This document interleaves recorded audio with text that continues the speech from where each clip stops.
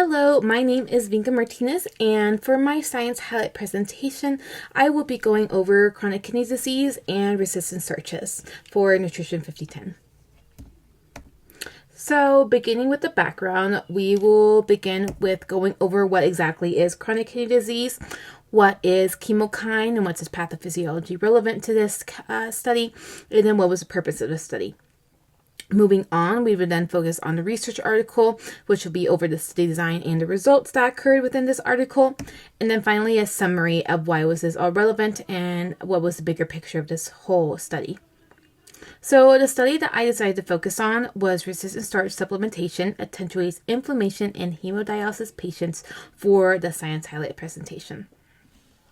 So kicking it off, what exactly is chronic kidney disease? Well, chronic kidney disease actually affects more than 1 in 7 people in the United States. So that's about 15% of the population. So people that have chronic kidney disease is known to have a clinical syndrome that's progressive and it's an irreversible loss of renal function. So the condition is generally associated with low quality of life, complications, and inflammation and oxidative stress that occurs. Generally, when you talk to a renal patient, these are some of the items or symptoms that they are going through. So there is going to be a gradual loss of kidney function. It could take about a couple months. It can even take a couple years, but slowly there is going to be a loss of renal function. There's not really a timestamp to how long it will last, but it will slowly begin occurring. People are generally more at risk of these happening too are going to be more of diabetes patients, hypertension patients, and glomerulonephritis patients as well. So some of the symptoms that occur when you have CKD is that you're going to have some difficulty urinating, you're going to have some dizziness, and you're going to have some edema or some swelling either in your feet or your legs that will occur. Then finally, the last stage of CKD is called CKD stage 5, and that is when we call renal failure, when it's end stage renal failure. And when you are in an end stage, this is when you begin going through dialysis. Now, there are 2 types of dialysis that occur. There is either hemodialysis or peritoneal dialysis. The dialysis that we'll be focusing on today, based on the research article, will be hemodialysis, which they put a tube through your vein and it kind of cleanses it out through that way, removing all the toxins from your body that your kidneys are no longer able to secrete through or be able to filter through those toxins. So then what exactly are chemokines? Chemokines, cytokines, both of these were both used interchangeably in the research article. In other research articles I was also reviewing, it did generally the same thing, using both interchangeably chemokines and cytokines. So I will also be doing the same thing throughout this presentation as well. So chemokines is a signaling protein that is secreted by the cells. So it's influencing the movement of leukocytes. Leukocytes, as we all know, are our white blood cells. So the type of chemokine that is being focused on the study is called CXC. Now, CXC chemokines are generally only found in the renal tissues. So the function of these signal proteins is that to migrate and activate inflammatory cells that are injured in the renal tissues to slow down development of chronic kidney disease in the patients. How the research article put it was that the higher your cytokines are in your body, that means that's the highest amount of inflammation occurring, which means that there is some inflammation occurring in your kidneys.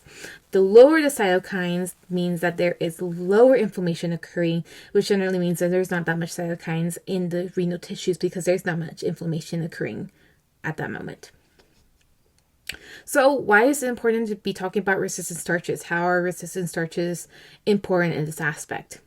Well, resistant starches, as we know, is a form of fiber. So when it comes to fiber in the gut microbiota, we do know that generally the gut microbiota loves to get fiber in order to increase immunity, in order to decrease inflammation in the body, and as a source of energy and to just create more microflora or more microbiota in the gut.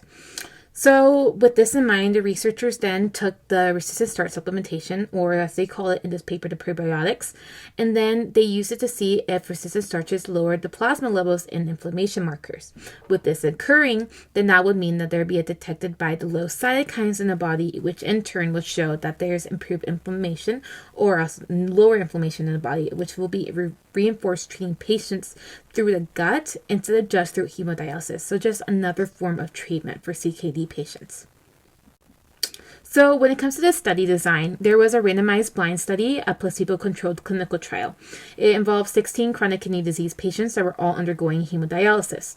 Now, they were filtered as well out certain participants that were in it originally. They had ensured that there was no one that was pregnant in this study. They had ensured that no one received hemodialysis was because through an autoimmune illness was the reason why they had loss of renal function, that they were not going through their second or third kidney awaiting between transplants, and they had to also ensure that they were not taking any vitamins or mineral supplements around this time as well.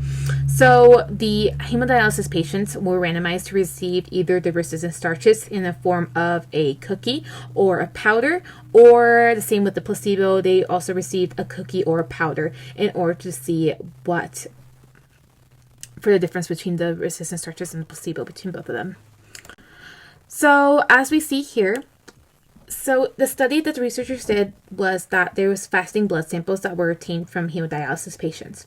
The tubes were left to clot for about half an hour and then centrifuged for about 15 minutes. Then they used a magnetic tech that was used to identify the proteins of the cytokine in the blood cells or in the blood vials that they took, and then they were analyzed and tested in repeated technical duplicates. So in our first figure over here on the table, we see over here on the x-axis that there's all of these cytokines that we are testing for. And then over here on the right side, these are all the heat signatures of so when activated from these cytokines occurring when introducing resistant starches. As we can see here, though, these are a placebo and this is a resistant starches that have occurring here. And then, so we would just be seeing the modulation of the cytokines and how the resistant starches are affected, though there was not much affected throughout.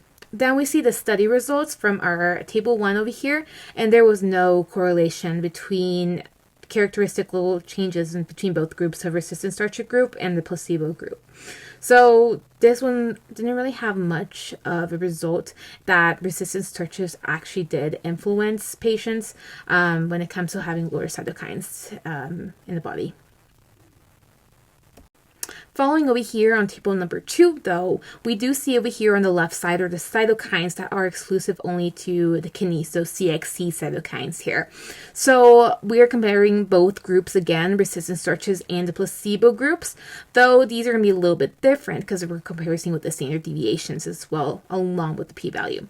So over here we have IP10, which is a cytokine for the CXC for the kidneys, and then our standard deviation that we start off with is 1121, and then our ending one is 556 after we introduce resistant starches.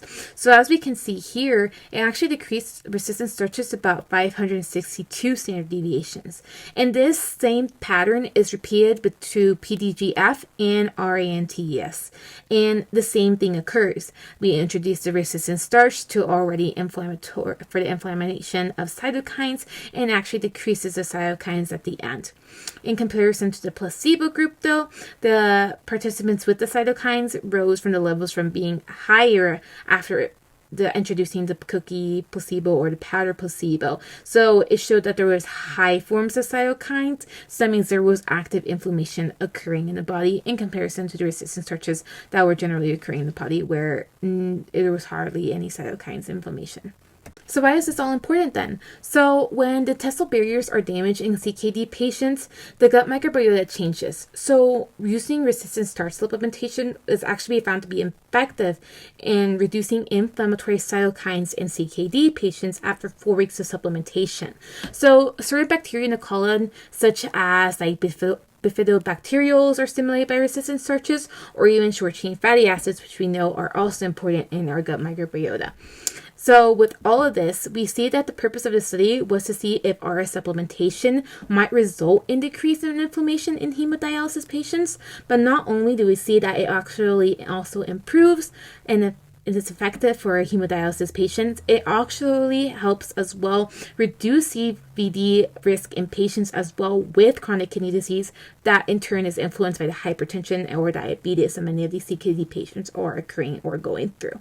So by seeing this inflammatory markers in hemodialysis patients, we are then able to see that influencing or adding resistant starches to our diet when it comes to having CKD is actually influential and can actually help and kind of slow down the process of renal declination in order to stop the renal to continue declining and losing function. Thank you for listening.